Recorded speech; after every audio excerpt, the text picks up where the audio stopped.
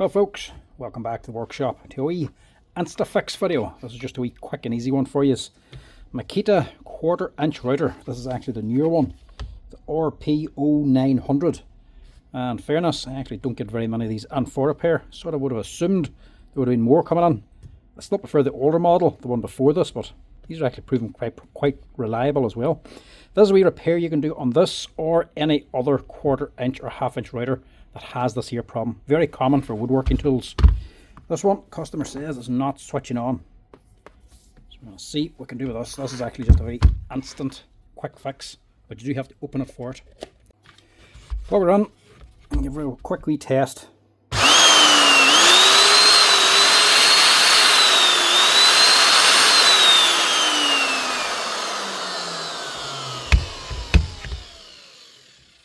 Right, she's switching on now. Customer's saying it's not switching on. Problem is actually the switch. There ain't much travel on the switch and it's not always switching the machine on. The problem with this here is dust. I tried this earlier as well and you really have to squeeze the trigger to get it to work.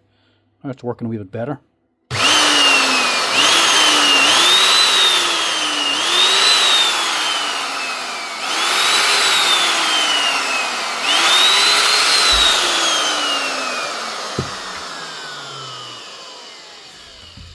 Yeah, that is the problem. That is the trigger. It's working, but sometimes you really have to squeeze it. To fix it, all you have to do is basically clean it out.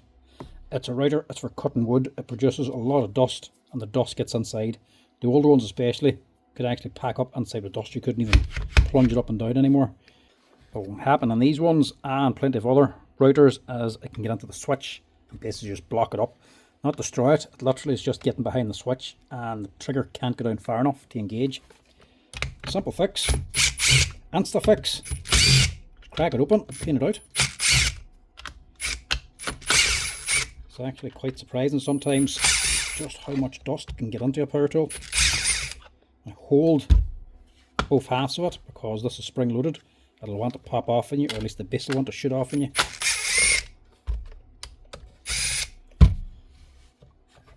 Just to keep everything together more than anything. It's not going to slap you or anything.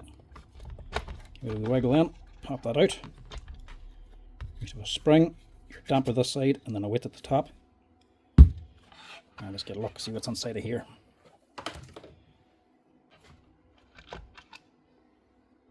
Nah, nowhere near as bad as I thought. I was expecting here to be packed too.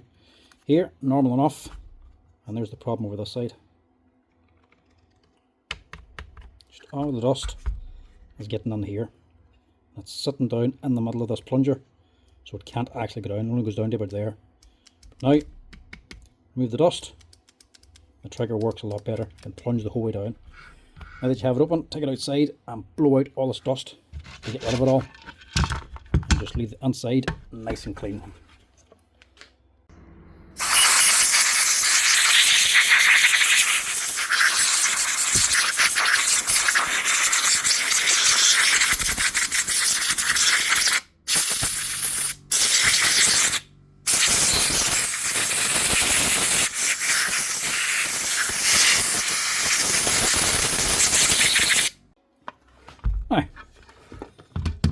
That's looking better already. Don't need to get it spotless, you just want the dust out of it. The trigger is now going all the way back. So that's not a problem anymore. That's the trigger sorted. I'll be switching on and off, no problem. When you have it out here, the best thing to do is also just check your bearings. Make sure they are okay. Pull that out. Just pull out these brush holders so you can put it back in again. You can also check your brushes as well. These take a long time to wear out. Bearings, still fine. That's that one. Now look, a Makita without a brand. Not often you see it with Makita. 608 bearing, no brand. Normally they use NSK bearings. But then again, what you might expect when they're actually made in China now. A wee bit cheaper. Cheaper to buy, cheaper made, but actually still a good reliable machine. But the main bearing anyway, she is a 6203 and that's still an NSK bearing down there. So NSK this side, no brand that side, but 6-weight bearings readily available, and it's normally the bottom one that goes first anyway. Bearings are okay, brushes are okay. Quick clean out with the compressor, and this one ounce to fix, ready to go.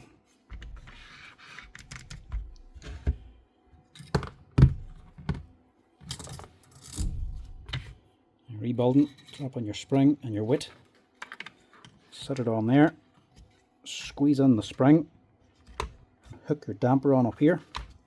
A little bit awkward this bit. Now you got to hold everything and put your top cover on now without it all springing apart again.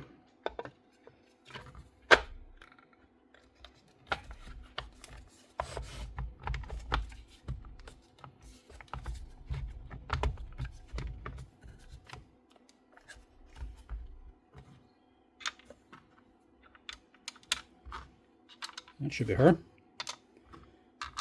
1 Instafix on a Makita 1/4 inch RT0900 router.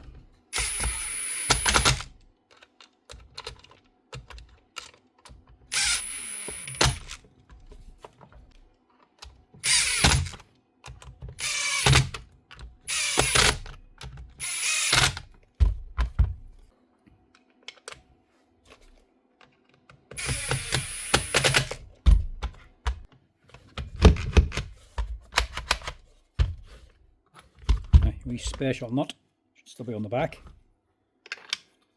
Stick on your handle again and you should be good to go.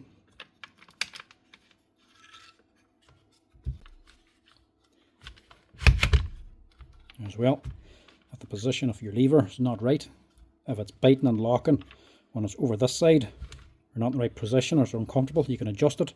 The old one, you can just slacken it off, push it out, push this nut out and adjust the nut.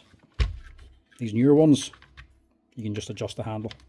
Once the screw's off, you can just pull it off and adjust it. That should be fine where it is. That's it, folks. That's how you quickly fix up or free up the switch on a Makita router, 1/4 inch Makita, or any other router or woodworking tool in general.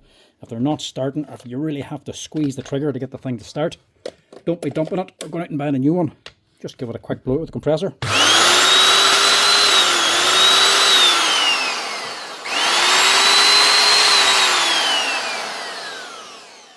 Now, when it actually starts up, you can see where it starts and there's still more travel.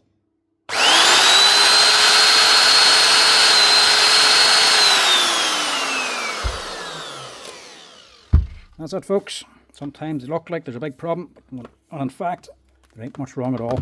Just a quick clean will fix it up. Anyway, folks, thanks for watching. If you're liking the videos as always, make sure to hit that subscribe button and a wee like button as well. But the next time, folks, I'll chat to you later. Cheers.